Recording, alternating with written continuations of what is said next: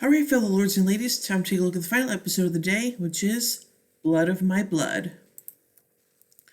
So, beginning beyond the wall, Mira pulls Bran through the snow as he remains in vision state, but she's clearly getting tired.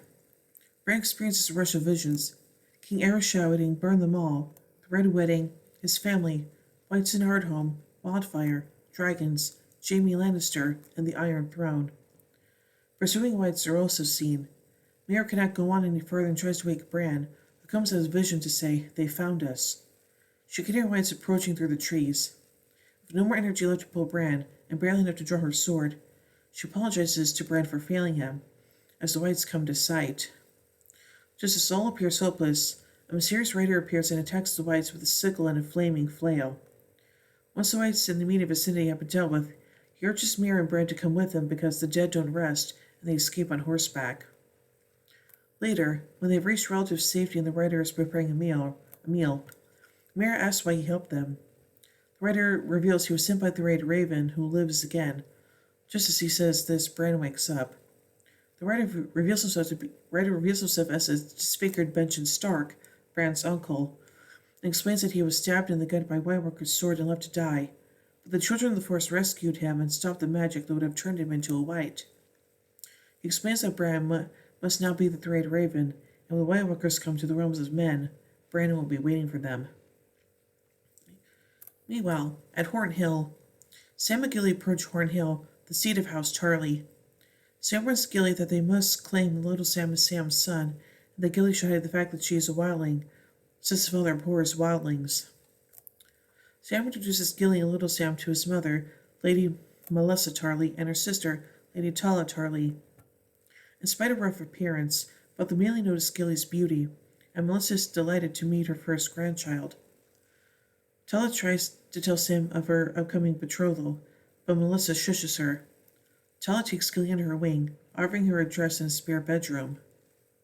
That evening, they all have dinner along with Sam's father, Lord Randall Tully, and his brother Dickon Tarly. Sam reveals his plans to become a maester and eventually return to Castle Black. Randall criticizes Sam for his weight and mocks his attempt to claim hunting and fighting skills, both of which Sam admits can actually be attributed to Gilly and Jon Snow, respectively. Tala is delighted to hear that Gilly can hunt for herself, and suggests that Randall should be more like Gilly's father. A suggestion makes Sam and Gilly wince. Gilly, defending Sam from Randall's verbal assault, mentions Sam's heroism on 3 different occasions which Sam proved himself to be a greater warrior than Randall will ever be. But in doing so, she really reveals her origins from north of the wall. So Randall doesn't seem to take in her point about Sam's qualities, but instead only hears that she is a wildling. Randall reveals his prejudice toward wildlings and his contempt for Sam. Melissa, thoroughly angered by Randall's behavior, declares that Sam is the one dishonoring House Tarly. Randall is. She then storms out, taking Tala and Gilly with her. Randall eventually agrees that Gilly and little Sam can stay at Horn Hill. Gilly will work in the kitchens, and little Sam will be acknowledged and raised as a bastard. However, this will be Sam's last night at Horn Hill, forever.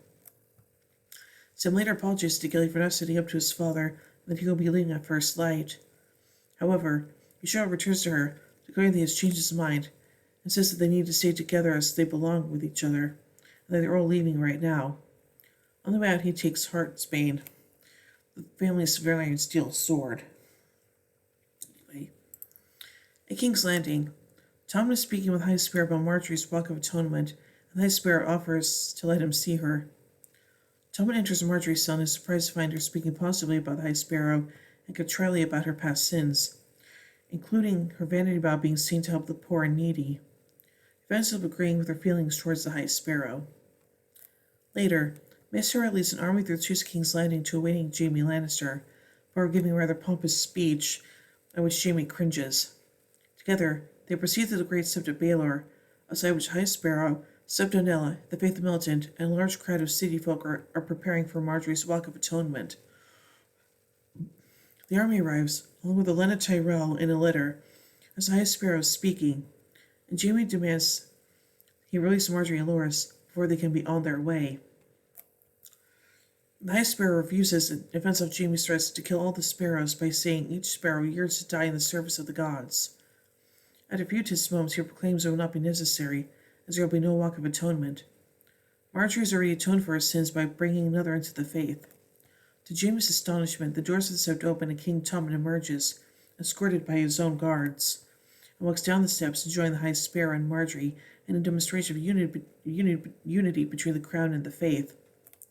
The King's Arnett now have a sin-appointed star sigil on their breastplates instead of the usual crown. Tommen gives a speech saying that the crown and faith are the two pillars that hold the realm together, and that together they will bring glory to the seven kingdoms. The crowd bursts into cheers after Tommen's speech, demonstrating that the High Sparrow now has the support of both the crown and the small folk.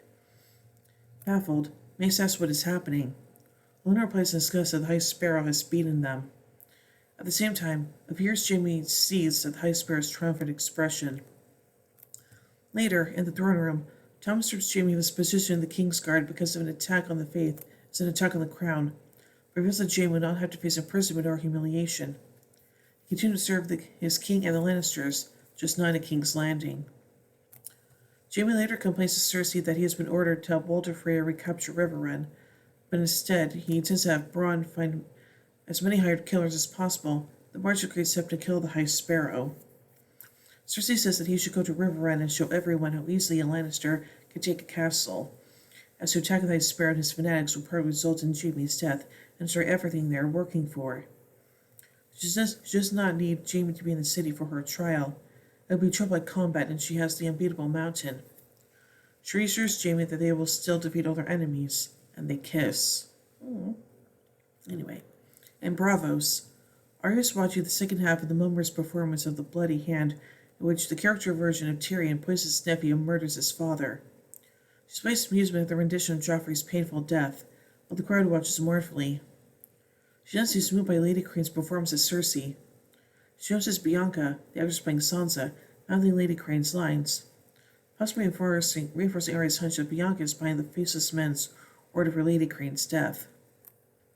As the play's finishing, she sneaks backstage and poisons Lady Crane's rum, hesitating before doing so. She's still backstage when the Mummers come in, and Lady Crane recognizes her as having been in the audience earlier. The two converse, and Arya realizes she has much in common with the actor.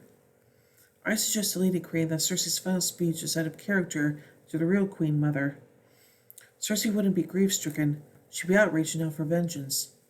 Impressed by Arya's insight, Lady Crane compliments her again and asks if she enjoys pretending to be someone else.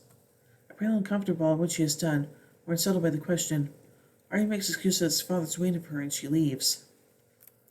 Lady Crane argues with Zambara about improving the script as just as about to drink her rum, Arya appears and knocks her from her hand. She points at Bianca and warns Lady Crane that Bianca wants her dead before running out. Unknown to Arya, the waif witnesses the exchange reports back to Jaqen, asking for permission to kill Arya. Jaqen reluctantly agrees, contemplating that it is a shame as Arya had many gifts, and allows the waif to proceed, but she is not allowed to let Arya suffer. Meanwhile, Arya retrieves Needle, hereby demonstrating she has forsaken her desire to become a faceless man, and once more is embracing her destiny as Arya Stark. She hides in a small room, blows out her candle, and waits in darkness for the retribution she knows is coming. Anyway, at the Twins, Walder Frey receives word that Riverrun is lost, retaken by Brynden Tully. He is flabbergasted, blaming his sons for allowing the Blackfish to escape the Red Wedding. Despite having superior numbers, Lothar Frey and Walder Rivers inform their father that Houses Mallister and Black would have risen against House Frey, and the Brotherhood without banners are rallying the small folk and raiding their supply lines and camps. Walder demands that the Tully stronghold be taken back, refusing to be humiliated for failing to hold a castle from rebels. He decides to use his trump card to force their surrender.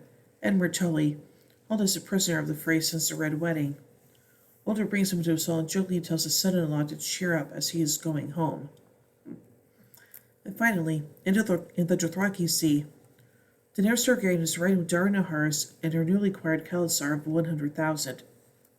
She asks Arya how long it will take to get back to Moraine and inquires how many ships would be needed to carry her army across the narrow sea. Dara replies that it would take a week to get back, and at least 1,000 ships to take her new Khalasar across the sea. Pondering this, Daenerys tells the Khalasar to halt as she strides on ahead on her white horse. After a while, Dara announces he will look for her, but is stopped by the distinctive shadow of a dragon passing overhead.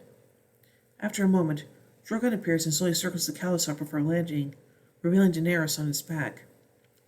Daenerys asks if the Khalasar is willing to cross the Narrow Sea, defeat the armies of the Seven Kingdoms, and rip down the keeps of its lords, as Drogo had promised.